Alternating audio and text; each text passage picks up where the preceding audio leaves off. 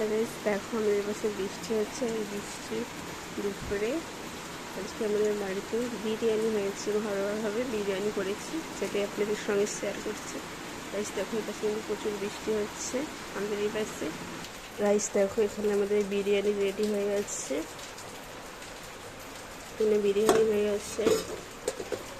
আর এখানে আছে যে চিকেন, এখানে আছে চিকেনের ঝোল। মা দিদা চিকেন খাবে না, বিরিয়ানি খাবে না, তার জন্য এখানে ঝোল হয়েছে, মাংস। এখানে হচ্ছে ভাত, এখানে ভাত রয়ে গেছে। মেনু আজকে এটা বিরিয়ানি, মাংসের তরকারি, ভাত।